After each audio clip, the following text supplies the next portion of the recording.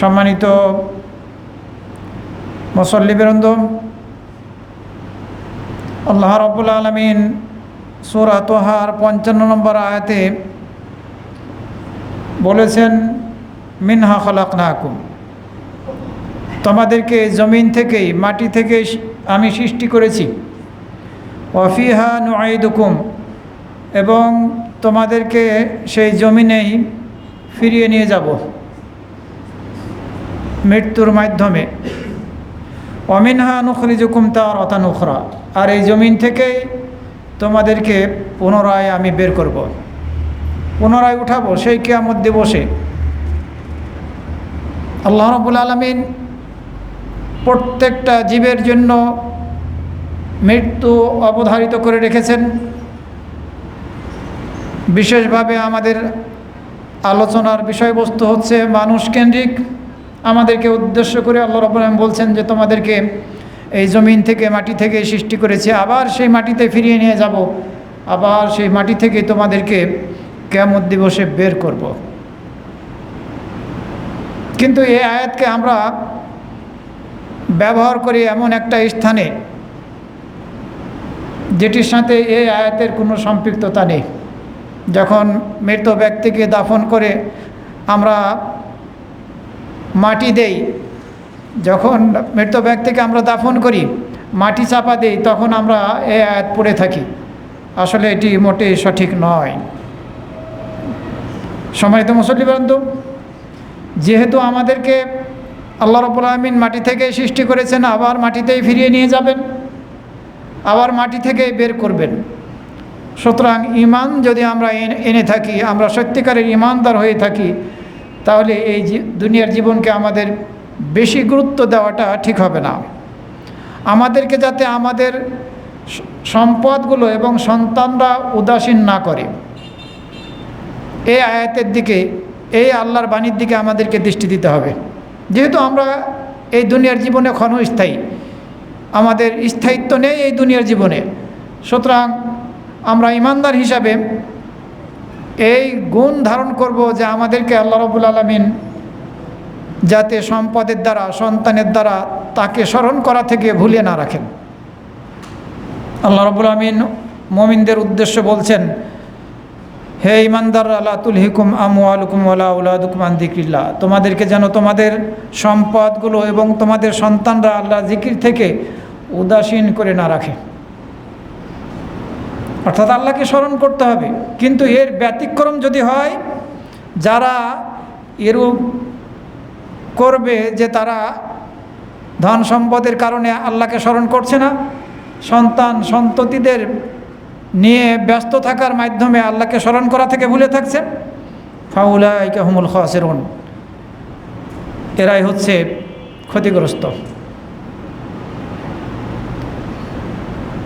আর আমাদের মৃত্যু যদি এই ক্ষতিগ্রস্ত অবস্থায় হয়ে যায়, উদাসীন থাকা হয়ে যায়, আল্লাহকে স্মরণ না করা অবস্থায় এসে পড়ে, তাহলে তখন হয়তো বা আমরা অনুতপ্ত হব, আফসোস করব। এই অনুতপ্ত হওয়া এবং আফসোস হওয়ার সম্মুখীন যাতে আমাদেরকে না হতে হয়, এই জন্য আমাদেরকে সর্বদা আল্লাহকে স্মরণ করতে হবে। এরপরের আয়াতে আল্লাহ রাব্বুল আলামিন নির্দেশ দিলেন, ওয়া আনফিকু মিম্মা রাযাকনাকুম মিন ক্বাবলি আন ইয়াতিয়া আহাদাকুমুল মাউত, তোমাদেরকে যা কিছু রিজিক দেওয়া হয়েছে সেগুলো থেকে তোমরা খরচা করো, দান করো, সেই সময় আসার পূর্বেই, যখন তোমাদের কারো নিকটে মৃত্যু এসে পড়বে, মৃত্যু আসার পূর্বেই তোমরা আল্লাহর পথে দান খয়রাত করো। যদি আমরা আল্লাহর পথে দান খয়রাত না করেই মৃত্যুর সম্মুখীন হই, তাহলে হতে পারে আমরা সেই সময়ে আফসোস করব, অনুতপ্ত হব। বান্দা বলবে, ফায়াকুল রাব্বি লাউলা আখারতানি ইলা আজালিন করিব, হে আমার রব, আপনি যদি আরও কিছুকাল আমাকে সুযোগ দিতেন, আরও কিছু কাল পর্যন্ত, কিছু সময় পর্যন্ত যদি আমাকে সুযোগ দিতেন, ফাসাদ্দাকা ওয়া আকুম মিনাস সালিহিন, তাহলে আমি সাদাকা করতাম, দান খয়রাত করতাম, আমি নেককারদের অন্তর্ভুক্ত হয়ে যেতাম। কিন্তু আল্লাহ রাব্বুল আলামিন এই সুযোগ দেবেন না। মৃত্যুর সময় যখন এসে যাবে, তখন পিছন দিকে ফিরে আসার কোনো সুযোগ আমরা লাভ করব না। সূরা আল মুনাফিকুনের 9 থেকে 11 নম্বর আয়াত যদি আমরা পড়ি খুব স্পষ্টভাবে এই বিষয়টি জানতে পারব। সম্মানিত মুসল্লিবৃন্দ, আমাদের বাড়ি হচ্ছে 4টি। মায়ের পেটে থাকা অবস্থায় একটি বাড়ি, যেটি স্বল্প সময়ের জন্যে হয়ে থাকে, সাধারণত 9 থেকে 10 মাস। যে বাড়ির মধ্যে, যে ঘরের মধ্যে আমাদেরকে সৃষ্টি করা হয়, মানব রূপ প্রদান করা হয় এবং আমাদের মাঝে রূহ দিয়ে দেওয়া হয়। দ্বিতীয় বাড়ি হচ্ছে আমাদের এই দুনিয়ার জীবনটা।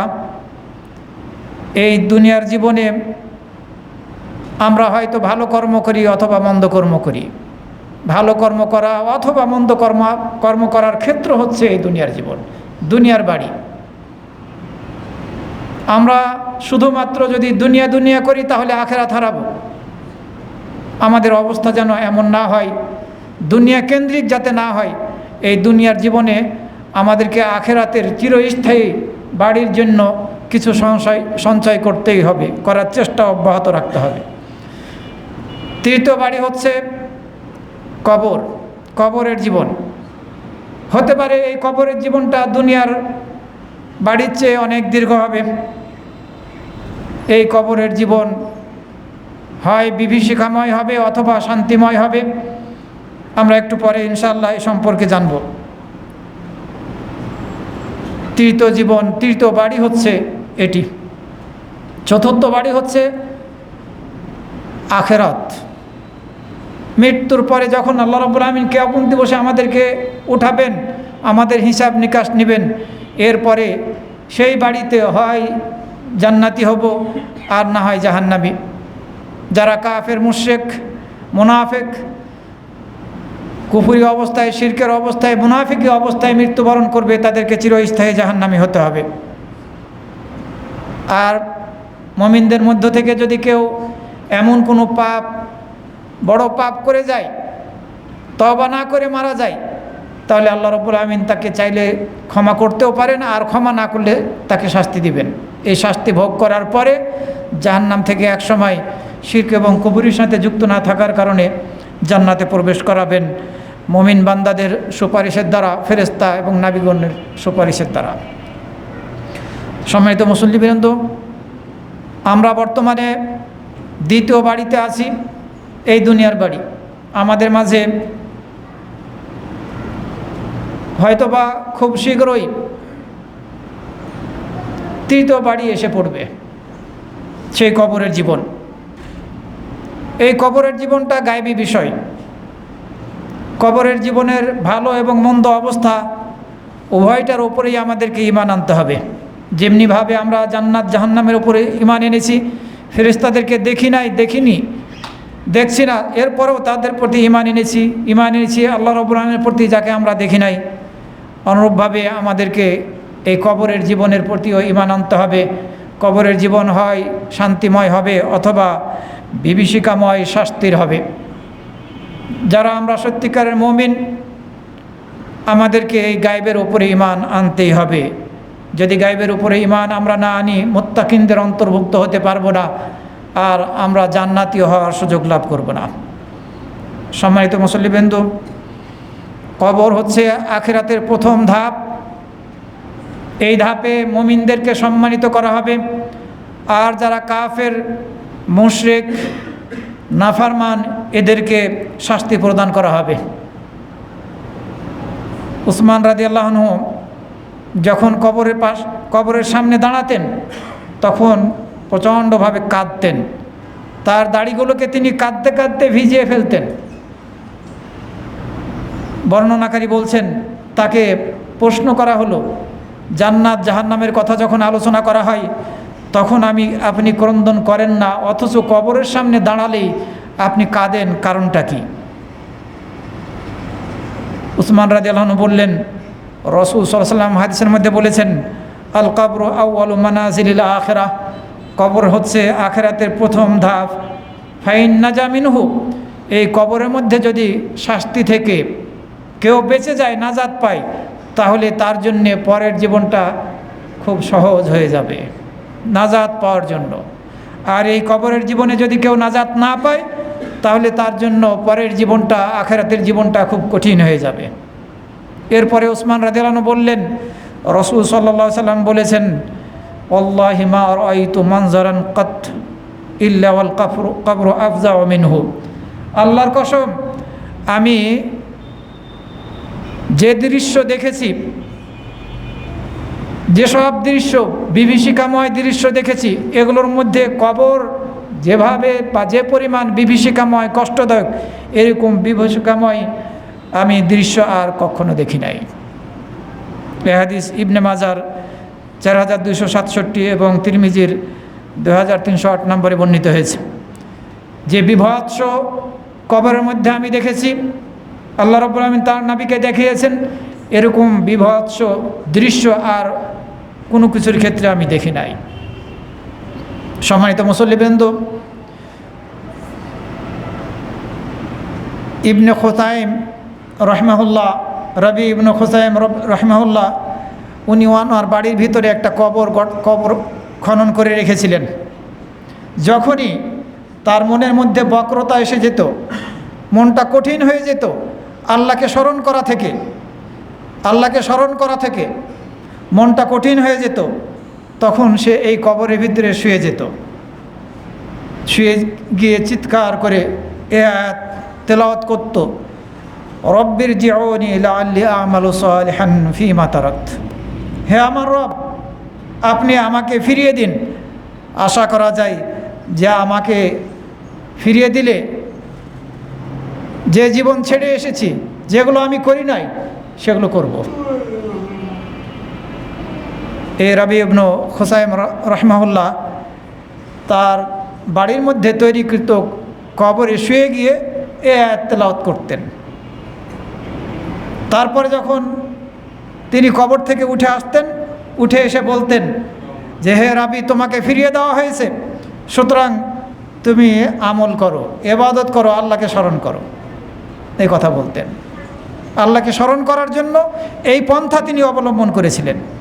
সম্মানিত মুসল্লিবৃন্দ, এই কবরের মধ্যে কাফের, মুমিন, মুসলিম সবাইকে চাপ খেতে হবে, কবরের চাপ। কবর দুই দিক থেকে চাপ দেবে। এই কবরের চাপ থেকে কেউ নিষ্কৃতি পাবে না। মুমিন, কাফের সকলেই এই কবরের চাপ খাবে। তবে মুমিনদের জন্য পরক্ষণে শান্তিময় হয়ে যাবে। রাসূল সাল্লাল্লাহু আলাইহি ওয়াসাল্লাম হাদিসের মধ্যে বলেছেন, এই কবরের চাপ খাওয়া থেকে যদি কেউ নিষ্কৃতি পেত, তাহলে সাআদ ইবনে মুআয রাদিয়াল্লাহু আনহু নাজাত পেতেন, নিষ্কৃতি পেতেন এই কবরের চাপ থেকে। কিন্তু তাকেও কবরের চাপ খেতে হয়েছে। হাদাল্লাযী তাহাররাকা লাহুল আরশ, এই সাআদ ইবনে মুআয রাদিয়াল্লাহু আনহু, যার জন্য আল্লাহর আরশ কেঁপে উঠেছিল, তার জন্য আসমানের দরজাগুলো খুলে দেওয়া হয়েছিল। 70,000 ফেরেশতা তার জানাজায় অংশগ্রহণ করেছিল। এরপরেও তাকে কবরের চাপ খেতে হয়েছে। সম্মানিত মুসল্লিবৃন্দ,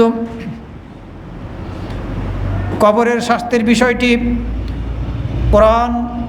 কোরআনী দলিল এবং হাদিসের বহু দলিলের দ্বারা প্রমাণিত। কোরআন এবং হাদিসের দলিলের দ্বারা প্রমাণিত। সূরা গাফিরের 46 নম্বর আয়াতের মধ্যে আল্লাহ রাব্বুল আলামিন বলছেন, ওয়াহাকা বিআলি ফিরআউনা সুউল আযাব আন-নারু ইউরাদুনা আলাইহা গুদুওয়ান ওয়া আশিয়্যা ওয়া ইয়াওমা তাকুমুস সাআতু আদখিলু আলা ফিরআউনা আশাদ্দাল আযাব। আর ফিরআউনের বংশধরকে ঘিরে ফেললো কঠিন শাস্তি, কঠিন আযাব। ফিরআউনের বংশধরকে ঘিরে ফেললো কঠিন আযাব, শাস্তি। আগুন তাদেরকে সকাল সন্ধ্যায় তার সামনে উপস্থাপন করা হবে। আগুনে তাদেরকে সকাল সন্ধ্যায়, আগুনের সামনে তাদেরকে সকাল সন্ধ্যায় উপস্থাপন করা হবে। এরপর আল্লাহ বললেন, ওয়া ইয়াওমা তাকুমুস সাআ আদখিলু আলা ফিরআউনা আশাদ্দাল আযাব। আর যেদিন কিয়ামত সংঘটিত হবে, সেদিন ঘোষণা করা হবে, ফিরআউনের অনুসারীদেরকে কঠোরতম আযাবে প্রবেশ করাও। কিয়ামত দিবসে কঠোরতম আযাবে প্রবেশ করাও, এ কথা বলা হবে। এর আগে কবরের জীবনে সকাল সন্ধ্যায় তাদেরকে জাহান্নামের আগুনের সম্মুখীন করা হবে, জাহান্নামের আগুনের সামনে উপস্থাপন করা হবে। সুতরাং এই আয়াত দ্বারা খুব স্পষ্টভাবে কবরের আযাবের প্রমাণ পাওয়া যায়। আরও অনেক আয়াত দ্বারা মুহাক্কিক আলেমগণ কবরের আযাব কোরআন আয়াত দ্বারা সাব্যস্ত করেছেন। লম্বা হাদিস বারা ইবনে আযিব রাদিয়াল্লাহু আনহু থেকে বর্ণিত হয়েছে। এই হাদিসের মধ্যে বারা ইবনে আযিব রাদিয়াল্লাহু আনহু বলছেন যে আমরা রাসূল সাল্লাল্লাহু আলাইহি ওয়াসাল্লামের সাথে আনসারী এক ব্যক্তির জানাজা আদায় করার জন্য বের হলাম।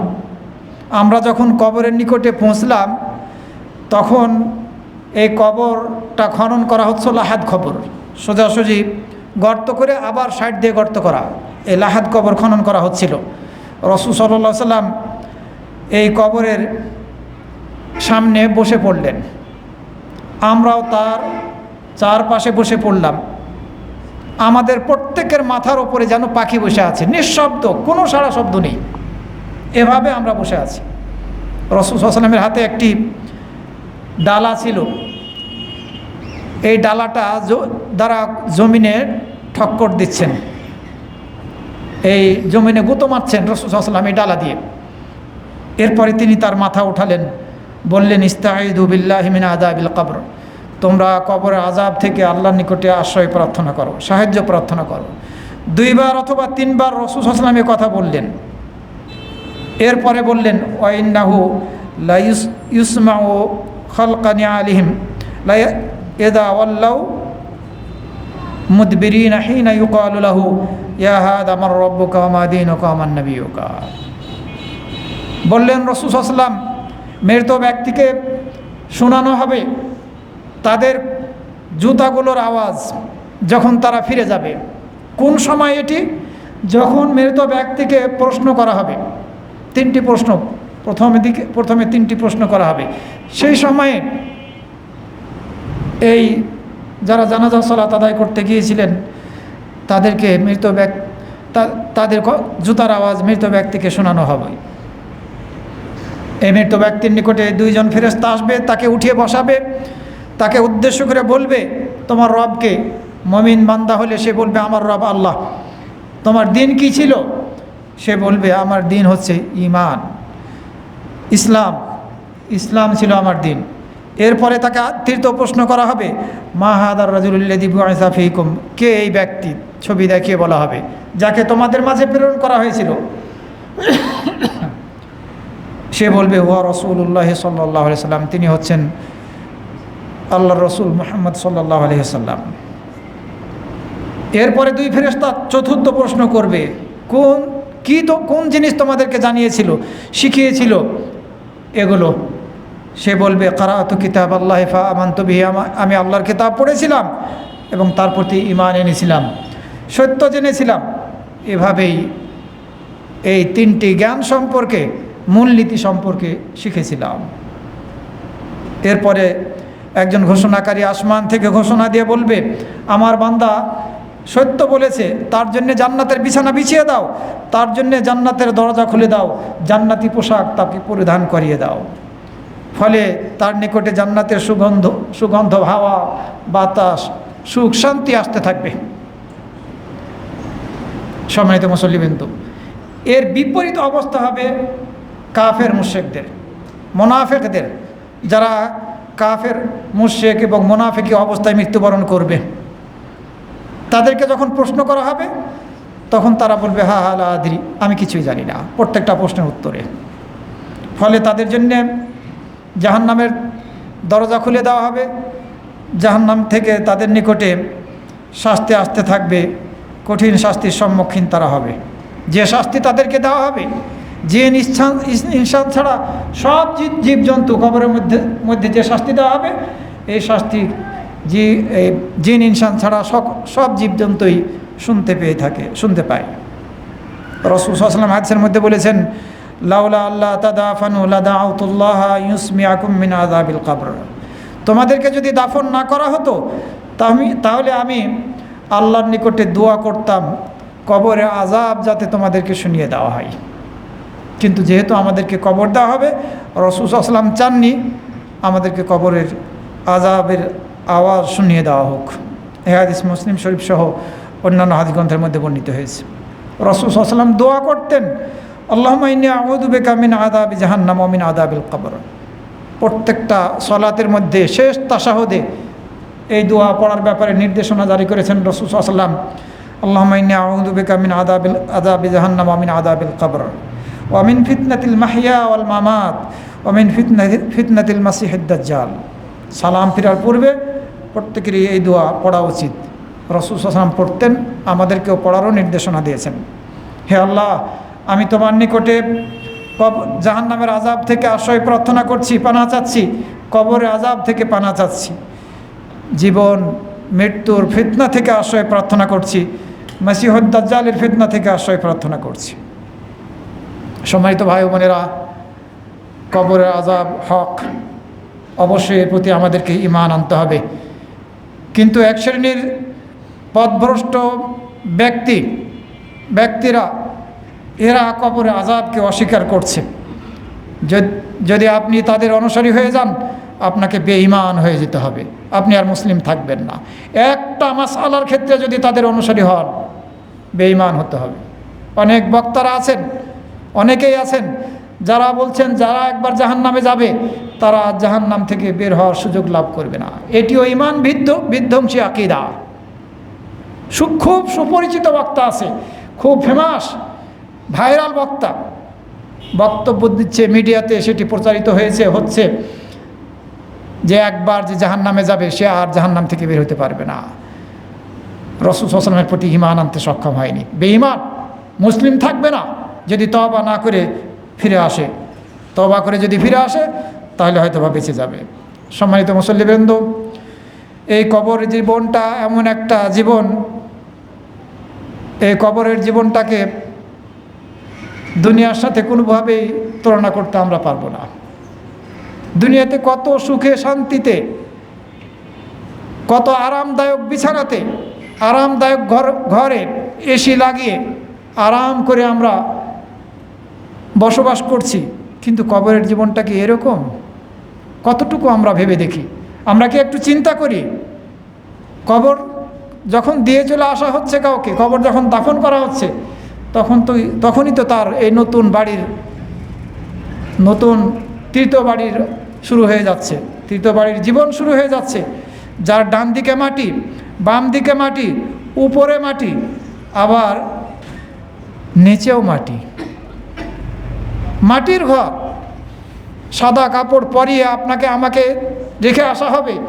এরপরে কতদিন এই সাদা কাপড় আমাদের শরীর থাকবে? একটু তুলনা করে দেখেছি দুনিয়ার জীবন আর এই কবরের জীবনের বিষয়টি? যদি চিন্তা করতাম, ভাবতাম, তাহলে হয়তো বা কোনো অন্যায় আমরা করতাম না, আমরা কোনো পাপের সাথে জড়িত হতাম না, আমরা গুনাহের কাজ করতাম না, আমরা অন্যের প্রতি জুলুম করতাম না। সম্মানিত মুসল্লিবৃন্দ, আমাদের ভাবা উচিত।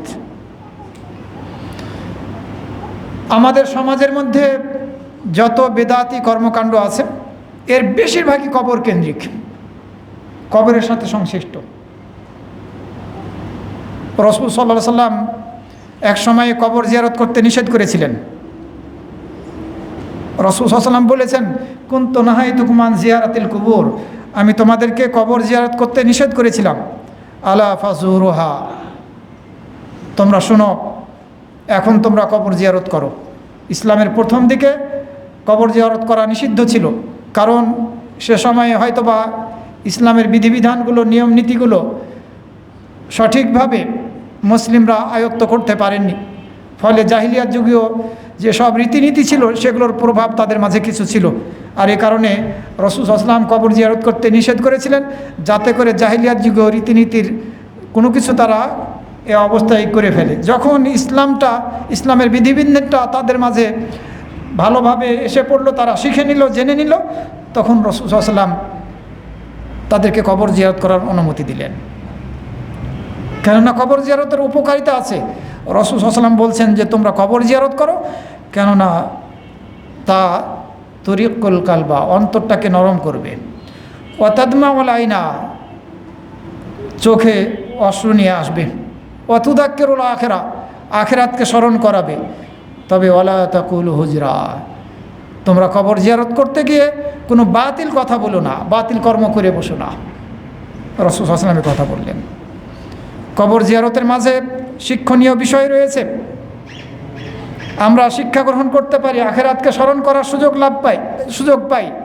সুতরাং কবর জিয়ারত করতে বাধা নেই, শর্ত হচ্ছে এমন কোনো কিছু কবর জিয়ারত করতে গিয়ে কবরের নিকটে বলবো না যেটি আল্লাহকে রাগান্বিত করবে, ক্রোধান্বিত করবে। যেমন কবর জিয়ারত করতে গিয়ে আপনি কবরবাসীর কাছে কিছু চাইলেন, সাহায্য প্রার্থনা করলেন আল্লাহকে বাদ দিয়ে, অথবা যাকে কবরস্থ করা হয়েছে তার এমন প্রশংসা করলেন যে তাকে জান্নাতি বানিয়ে দিলেন, এটিও অপরাধ। কে জান্নাতি আর কে জান্নাতি নয় এটি আল্লাহ ছাড়া কেউ জানে না।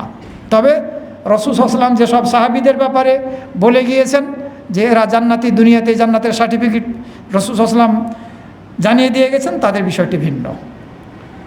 সুতরাং কবর জিয়ারত করার উপকারিতা আছে, তবে কবর জিয়ারত করতে গিয়ে সেখানে যাতে আমরা কোনো বাতিল কথা না বলে বসি। সম্মানিত মুসল্লিবৃন্দ, আবু সাঈদ খুদরী রাদিয়াল্লাহু আনহু থেকে বর্ণিত হয়েছে, তিনি বলেন রাসূল সাল্লাল্লাহু আলাইহি ওয়াসাল্লাম বলেছেন, ইন্নী নাহাইতুকুম আন জিয়ারাতিল কুবুর ফাজুরুহা, আমি তোমাদেরকে কবর জিয়ারত করতে নিষেধ করেছিলাম, তবে এখন তোমরা কবর জিয়ারত করো।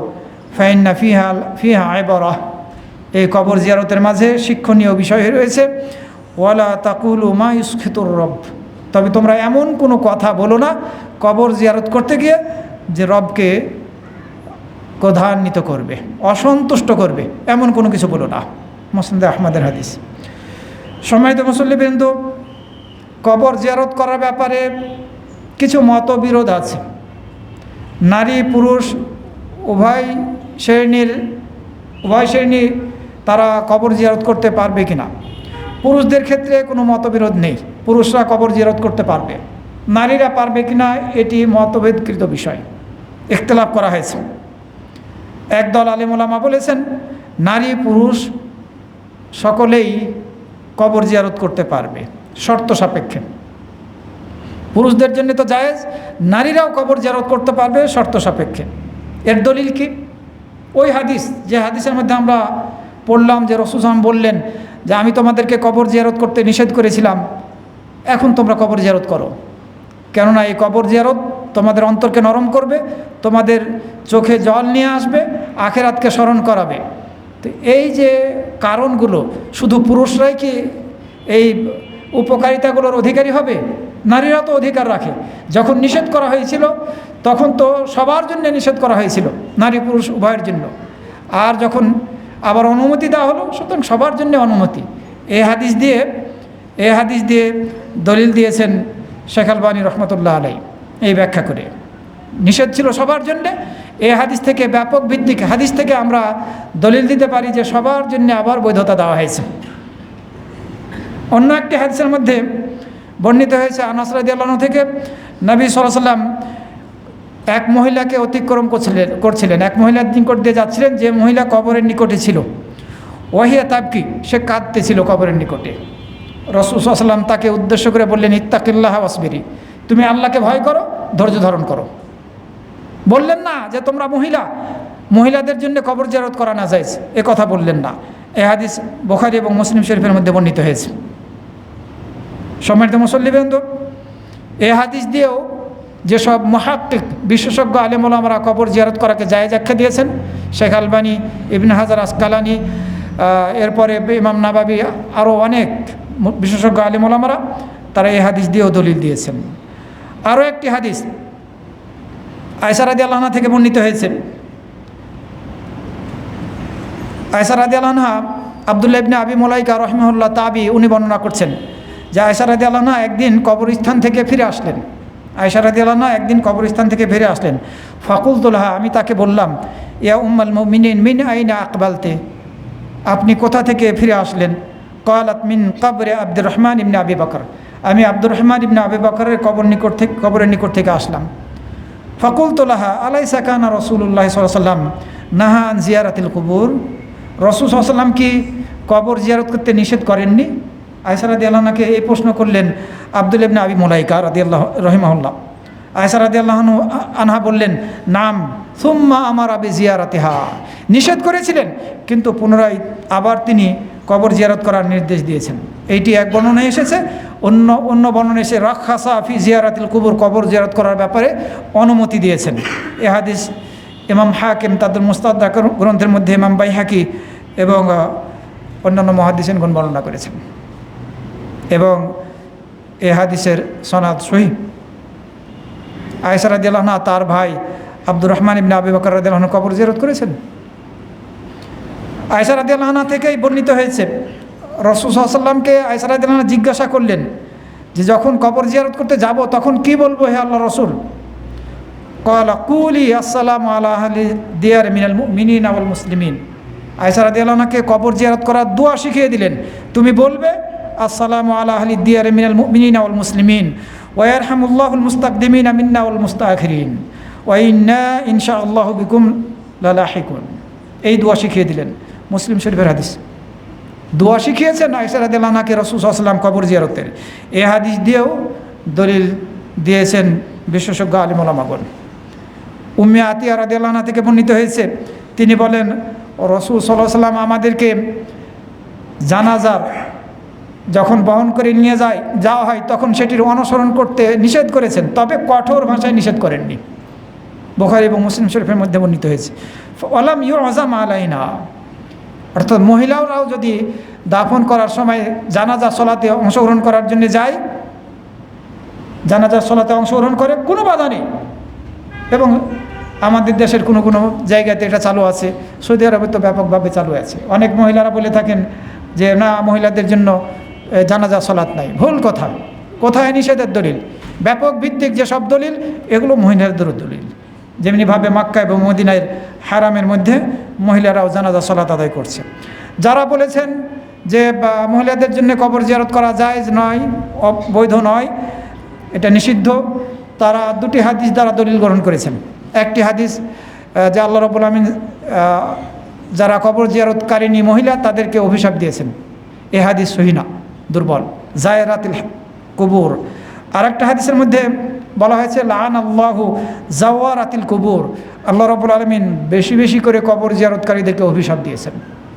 এই হাদিসের ব্যাখ্যা আপনি যদি তর্জমা দেখেন অনুবাদ বাংলায় যে অ্যাপসগুলোর মধ্যে, তাহলে এভাবে পাবেন, বেশি বেশি করে কবর জিয়ারত করতে নিষেধ করেছেন।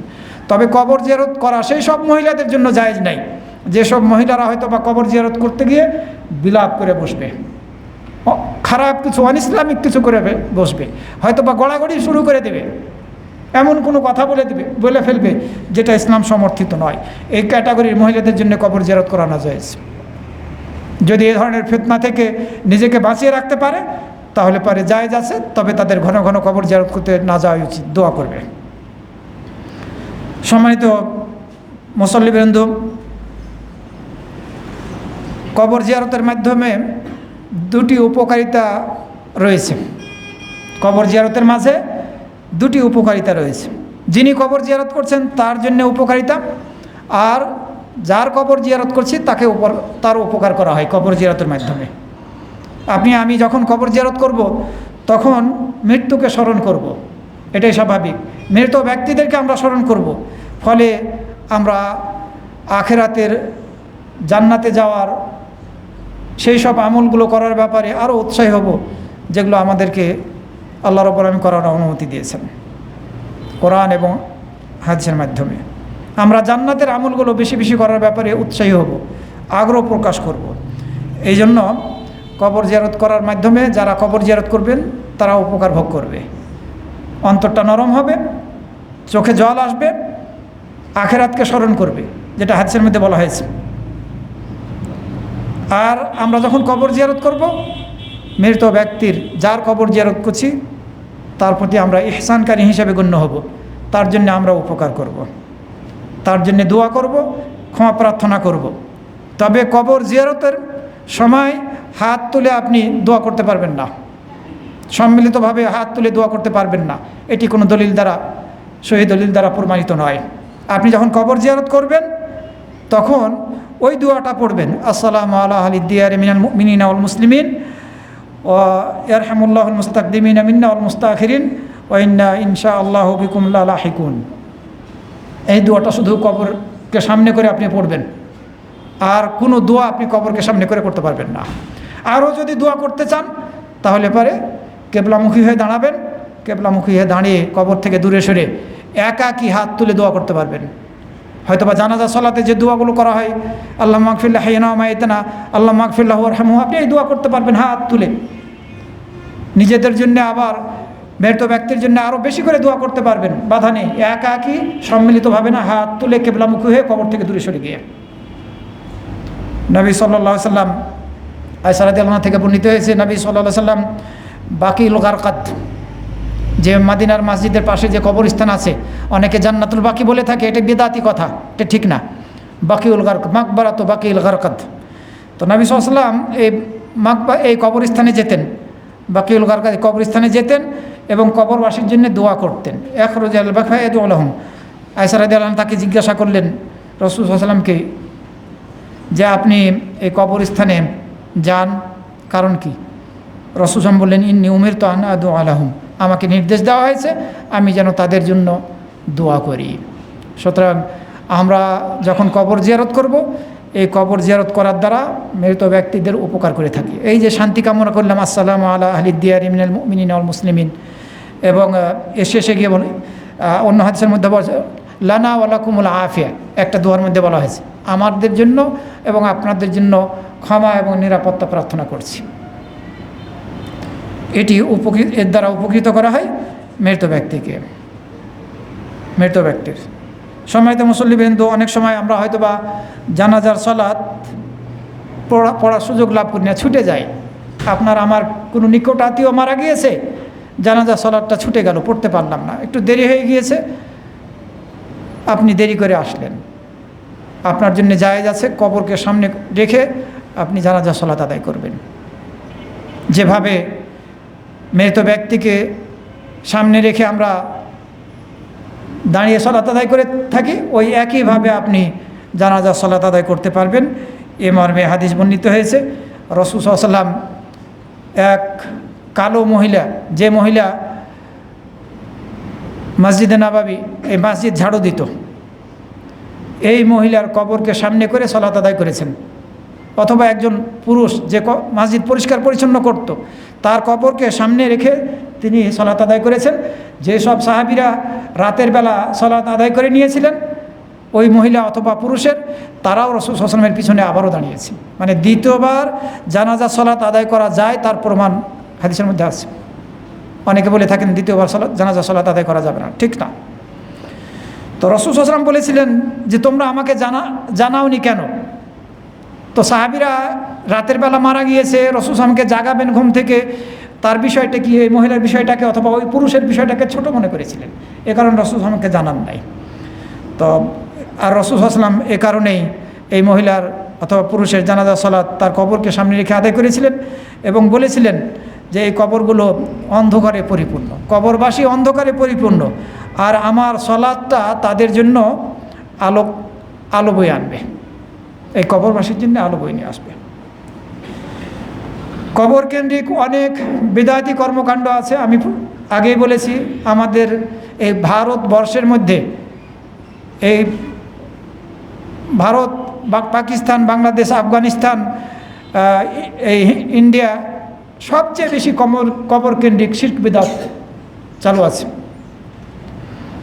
কিছু শিরক বিদআতের কথা আমি আপনাদের সামনে তুলে ধরার চেষ্টা করব খুব সংক্ষেপে। এক নম্বরে হচ্ছে কবরের নিকটে জবে করা হয়, এটি জাহিলিয়াত যুগীয় রীতিনীতি।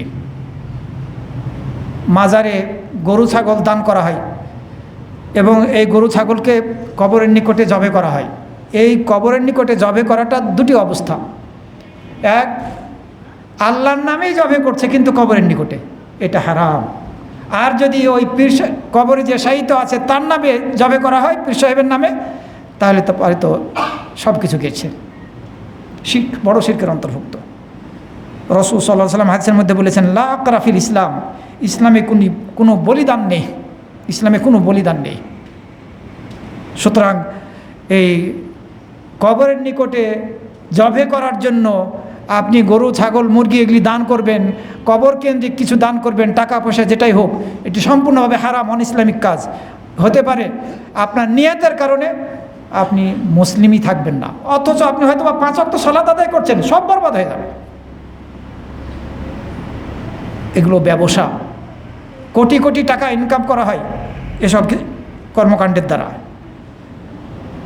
জাহেলিয়াত যুগের লোকেরা গরু ছাগল এগুলো কবরের জন্য দান করত, তারা জবে করত কবরের নিকটে। ওই প্রথা আমাদের মুসলিমদের মধ্যে বর্তমানে সেই জাহেলিয়াত যুগীয় রীতিনীতি বর্তমানে চালু রয়েছে। কোনোভাবে এটি গ্রহণযোগ্য না। কবর কেন্দ্রিক কবরস্থানের সংস্কারের জন্যে দেখাশোনার দায়িত্বে যারা আছে, দারোয়ান আছে, তাদের জন্যে যদি অর্থের প্রয়োজন হয় সেটার জন্যে দান করবেন, কবরস্থানের জায়গা করার জন্যে দান করবেন, এগুলো কোনো বাধা নেই। কিন্তু কোনো অবস্থায় ওই কবর কেন্দ্রিক যে ব্যবসা গড়ে উঠেছে এগুলোর জন্য কিছুই দান করতে পারবেন না। সম্মানিত মুসল্লিবৃন্দ, কবরকে অনেক সময় অনেক উঁচু করা হয়। যে মাটি কবর থেকে বের করা হয়েছে এই মাটিটাই শুধুমাত্র কবরের উপরে আপনি দিতে পারবেন, প্রয়োজন মাফিক যতটুকু প্রয়োজন ততটুকু।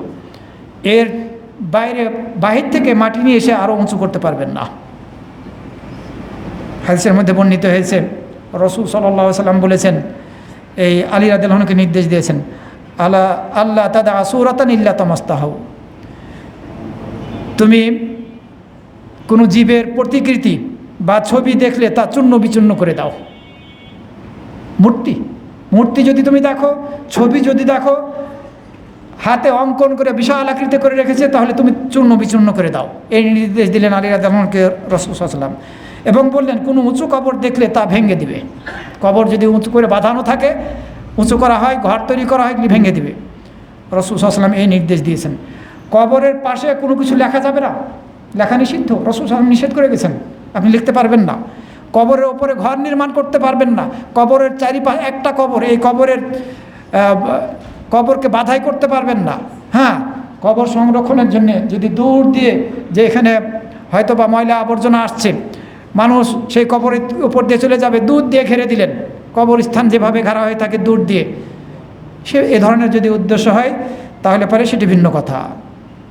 অনেক সময় দেখা যায় এই মার্বেল পাথরে নাম লিখে রাখা হচ্ছে কবরের সামনে। আমি মুন্সিগঞ্জে একটা কবরস্থান দেখেছি, সেই কোর্টের পাশে একটা কবর আমার চোখে পড়লো না যেখানে কারো নাম লেখা নেই। ইসলাম বিরোধী কাজ, কোনোভাবেই গ্রহণযোগ্য না। কবরের উপরে বসা নিষেধ। রাসূল সাল্লাল্লাহু আলাইহি ওয়াসাল্লাম হাদিসের মধ্যে বলেছেন, নিষেধ করেছেন কবর পাকা করতে, নিষেধ করেছেন কবর পাকা করতে, কবরের উপর বসতে, কবরের উপর গৃহ নির্মাণ করতে নিষেধ করেছেন। আছে আমাদের সমাজের বিভিন্ন কবরের উপরে গৃহ নির্মাণ করে রেখেছে, আমাদের নারায়ণগঞ্জে আছে।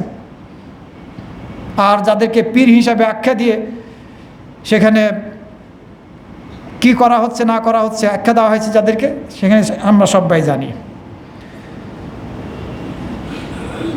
কবরের নিকটে সালাত আদায় করা যাবে না, কবরের নিকটে সালাত আদায় করা যাবে না। কবরকে সামনে রেখে তো সালাত আদায় করা যাবেও না, যাবেই না। কবরের নিকটেও সালাত আদায় করা ঠিক না। রাসূল সাল্লাল্লাহু আলাইহি ওয়াসাল্লাম হাদিসের মধ্যে বলেছেন, লা তুসাল্লু ইলাল কুবুর ওয়ালা তাজলিসু আলাইহা, তোমরা কবরের দিকে মুখ করে সালাত আদায় করো না এবং কবরের উপরে তোমরা বসো না। খুব স্পষ্টভাবে রাসূল সাল্লাল্লাহু আলাইহি ওয়াসাল্লাম বলেছেন। কবরস্থান যদি মসজিদের সামনে থাকে তাহলে অবশ্যই সেই কবরস্থানের জন্য আলাদা বাউন্ডারি থাকতে হবে। এই অল আছে, এই অলের যথেষ্ট হবে না। বিশেষজ্ঞ আলেম ওলামারা বলেছেন ওই কবরস্থানের আলাদা বাউন্ডারি থাকতে হবে, তারপরে এই মসজিদে নামাজ পড়বেন। যদি ডানে বামে কবর থাকে তাহলে ওই কবরস্থানের আলাদা বাউন্ডারি থাকতে হবে, এরপরে নামাজ পড়বেন। এমন যদি হয় যে মসজিদ তৈরি করা হয়েছে, কবরের কিছু অংশ পড়ে গিয়েছে, ওই মসজিদ ভেঙে অন্যত্র নিয়ে যেতে হবে, এই জায়গায় ওই মসজিদে নামাজ পড়লে নামাজ হবে না। কবরস্থান কোনো ইবাদতের স্থান নয়। আবু হুরায়রা রাদিয়াল্লাহু থেকে বর্ণিত হয়েছে, রাসূল সাল্লাল্লাহু আলাইহি ওয়াসাল্লাম বলেছেন, কাতালাল্লাহুল ইয়াহুদা ইত্তাখাযু কুবুর আম্বিয়াহিম মাসাজিদ, আল্লাহ রাব্বুল আলামিন ইহুদিদেরকে ধ্বংস করুন যারা তাদের নবীদের কবরকে মসজিদ বানিয়ে ফেলেছিল। আবার রাসূল সাল্লাল্লাহু আলাইহি ওয়াসাল্লাম বলেছেন, লানাতুল্লাহি আলাল ইয়াহুদি ওয়ান নাসারা, আল্লাহর অভিশাপ ইহুদি এবং খ্রিস্টানদের উপরে যারা তাদের নবীদেরকে মসজিদ বানিয়ে ফেলেছিল। আমাদের নারায়ণগঞ্জে আছে, নিচে এই জমিনে হচ্ছে কবর আর উপরে মসজিদ, নারায়ণগঞ্জে আছে। কোথায় আছি আমরা? মানে মসজিদ কবরস্থানকে মসজিদ বানিয়ে ফেলেছি। কবর নিচে যেহেতু আর ওপরে মসজিদ, কবরস্থানকে মসজিদ বানিয়ে ফেলেছি। আল্লাহর অভিশাপ। আল্লাহ, রাসূল সাল্লাল্লাহু আলাইহি ওয়াসাল্লাম দোয়া করেছেন আল্লাহ যেন এদেরকে ধ্বংস করে দেন। সম্মানিত মুসল্লিবৃন্দ, খাস করে কবর জিয়ারত করার উদ্দেশ্যে আপনি কোথাও যেতে পারবেন না। আপনি কাপড় চোপড় নিয়ে বকচা বেঁধে সফর করছেন, সফর যেটা বলা হয়, কবরকে জিয়ারতের উদ্দেশ্যে আপনি সফর করছেন। আপনার বাড়ি হয়তো বা চিটাগাং, বাড়ি হয়তো বা সেই রংপুর, বের হলেন নারায়ণগঞ্জ থেকে যে আপনার বাবা মার কবর আছে, সেখানে কবর জিয়ারত করার জন্য আপনি বের হয়েছেন, না, যেতে পারবেন না। এমনকি কোনো নবী রাসূলের কবর জিয়ারত করার জন্য আপনি যেতে পারবেন না। এই নিয়ত যদি আপনার থাকে, যেতে পারবেন না। আপনি বাড়ি যাচ্ছেন, প্রয়োজনে ছুটি পেয়েছেন, বাড়িতে গিয়ে সেখানে সুযোগ পেলেন কবর জিয়ারত করার, বাবা মার, দাদা দাদি, নানা নানির, আপনি কবর জিয়ারত করুন, বাধা নেই। কিন্তু এই নিয়তে আপনি সফর করবেন না। রাসূল সাল্লাল্লাহু আলাইহি ওয়াসাল্লাম হাদিসের মধ্যে বলেছেন, লা তুসাদ্দুর রিহালু ইল্লা ইলা সালাসাতি মাসাজিদ। 3টি মসজিদ ছাড়া অন্য কোথাও নেকির উদ্দেশ্যে সফর করা যায় না। আমার এই মসজিদ, মসজিদে নববী, মসজিদে হারাম এবং মসজিদুল আকসা। মসজিদে নববীতে যদি আপনি সালাত আদায় করার জন্য সফর করেন জায়েজ, কিন্তু নবী সাল্লাল্লাহু আলাইহি ওয়াসাল্লামের কবর জিয়ারত করার উদ্দেশ্যেই আপনি যদি শুধুমাত্র এই উদ্দেশ্যে সেখানে যান না জায়েজ। আপনি নবী সাল্লাল্লাহু আলাইহি ওয়াসাল্লামের মসজিদে সালাত আদায় করার জন্য গেলেন, এখানে 1000 সালাত আদায় করলে সেখানে আপনি 1 ওয়াক্ত সালাত আদায় করলে যে নেকি পাবেন, ওই 1 ওয়াক্ত সালাতের নেকি বেশি হবে এখানকার 1000-এর চেয়েও। আপনার যেতে হবে সেখানে সালাত আদায় করার উদ্দেশ্যে। নবী সাল্লাল্লাহু আলাইহি ওয়াসাল্লামের কবর জিয়ারত এর অন্তর্ভুক্ত অটোমেটিকলি হয়ে যাবে। আপনি যাবেন মসজিদে সালাত আদায় করার জন্য, আর যেহেতু গিয়েছেন কবর জিয়ারত করবেন, বাধা নেই। আবু হুরায়রা রাদিয়াল্লাহু আনহু, বিশিষ্ট সাহাবী, উনি তুর পাহাড় জিয়ারত করার জন্যে নিয়াত করেছিলেন। যখন এই সংবাদ আবু বসরা রাদিয়াল্লাহু আনহুর নিকটে পৌঁছল, তখন প্রতিবাদ করলেন, হে আবু হুরায়রা, তুমি তুরে যাচ্ছ, তুর পাহাড় জিয়ারত করার জন্য যাচ্ছ? ওখানে তো কোনো মসজিদ নাই যে তুমি নামাজ পড়বে, আর মসজিদ থাকলেও সেখানে তুমি সফর করবে, সেখানে সালাত আদায় করার উদ্দেশ্যে, সেটাও নেকি বেশি পাবে এই নিয়তে, সেটাও তোমার জন্য জায়েজ ছিল না। তখন পাহাড়ই ছিল শুধুমাত্র। প্রতিবাদ করলেন। সেটা একটা পাহাড়, যে পাহাড়ে মুসা আলাইহিস সালামের সাথে আল্লাহ রাব্বুল আলামিন কথা বলেছেন। নিঃসন্দেহে এটি বরকতময় পাহাড়। মুসা আলাইহিস সালাম যেহেতু মুসা আলাইহিস সালামের সাথে আল্লাহ রাব্বুল আলামিন কথোপকথন করেছেন সেখানে, কিন্তু সেখানে তুমি সফর করবে নেকি বেশি পাওয়ার উদ্দেশ্যে, না, এর জন্য তুমি যেতে পারবে না। সহিহ সূত্রে বর্ণিত হয়েছে। এছাড়া অনেকেই আবার মোমবাতি জ্বালায় কবরের পাশে, কবরকে আলোকিত করে। এগুলো ইসলাম বিরোধী কাজ। না রাসূল সাল্লাল্লাহু আলাইহি ওয়াসাল্লামের যুগে ছিল, না সাহাবীদের যুগে ছিল, আর যেগুলো সেই যুগে ছিল না সেগুলো বেদাতি কাজ। পরবর্তী যুগে এসব কিছু চালু হয়েছে, হয়তো বা অমুসলিমদের থেকে এসব কিছুর অনুপ্রবেশ আমাদের মুসলিমদের মাঝে ঢুকেছে। এগুলো পথভ্রষ্টতা, এগুলো বেদাতি কর্মের অন্তর্ভুক্ত। সব অর্থের অপচয় করা হয়, এগুলোর দ্বারা শুধুমাত্র অর্থের অপচয় করা হয়, কোনো লাভ হবে না। আরও একটি বেদাতি কাজ বা নিষিদ্ধ কাজ, সেটি হচ্ছে আমরা অনেক সময় কবরের উপর দিয়ে হাঁটি, ঠিক না, আবার অনেক সময় জুতা পরে হাঁটি। এভাবে কবরবাসীকে বেইজ্জত করা, অসম্মানিত করা, এটা হারাম। রাসূল সাল্লাল্লাহু আলাইহি ওয়াসাল্লাম হাদিসের মধ্যে বলেছেন, লা ইয়াজলিসু আহাদুকুম আলা জামরাতিন ফাতুহরিকা থিয়াবাহু ফাতাখলুসা ইলা জিলদিহি। তোমাদের কারো জ্বলন্ত আঙ্গারের উপর বসে থাকা, জ্বলন্ত আগুনের টুকরা, এর উপরে বসে থাকা এবং তাতে তার কাপড় পুড়ে গিয়ে চামড়া পর্যন্ত দগ্ধ হয়ে যাওয়া, এটি বেশি উত্তম কবরের উপরে বসার চেয়ে। খুব কঠিন কথা। সুতরাং এই কবরের উপর দিয়ে হাঁটা, বসতে পারবো না, হাঁটবো জুতা পরে, এটি কোনোভাবে গ্রহণযোগ্য না। আমাদের কবরস্থানগুলো এমনভাবে বানানো হয়েছে যে বাধ্য হইতে হয় মানুষকে কবর দেওয়ার জন্য কবরের উপর দিয়ে যেতে, তবে এটা ঠিক না। আসলে এভাবে তৈরি করা উচিত যে মধ্যখান দিয়ে রাস্তা থাকবে, অন্য কোনো কবরের উপর দিয়ে যাওয়ার প্রয়োজন পড়বে না। কবরস্থানে গিয়ে কোরআন তেলাওয়াত করা হারাম, বেদাতি কাজ। রাসূল সাল্লাল্লাহু আলাইহি ওয়াসাল্লাম করেননি, সাহাবীরা কখনো করেননি। যেটা রাসূল সাল্লাল্লাহু আলাইহি ওয়াসাল্লাম করেননি, সাহাবীরা করেননি, সেটা কীভাবে ইসলামিক কাজ হতে পারে? অথচ এগুলো আমাদের সমাজের মধ্যে করা হচ্ছে। কবরস্থান কোরআন তেলাওয়াতের স্থান নয়, কোরআন পাঠের স্থান নয়। আপনি কোরআন তেলাওয়াত করবেন আপনার বাড়িতে কোরআন তেলাওয়াত করলে, সূরা বাকারা পড়লে শয়তান ভেগে যায়। রাসূল সাল্লাল্লাহু আলাইহি ওয়াসাল্লাম হাদিসের মধ্যে বলেছেন, লা তাজআলু বুয়ুতাকুম মাকাবিরা, তোমরা তোমাদের বাড়িকে কবরস্থান বানিয়ে ফেলো না। ইন্না শাইতানা ইয়ানফিরু মিনাল বাইতিল্লাযী তুকরাউ ফীহি সূরাতুল বাকারা, কেননা শয়তান সেই বাড়ি থেকে ভেগে যায় যে বাড়িতে সূরা বাকারা তেলাওয়াত করা হয়।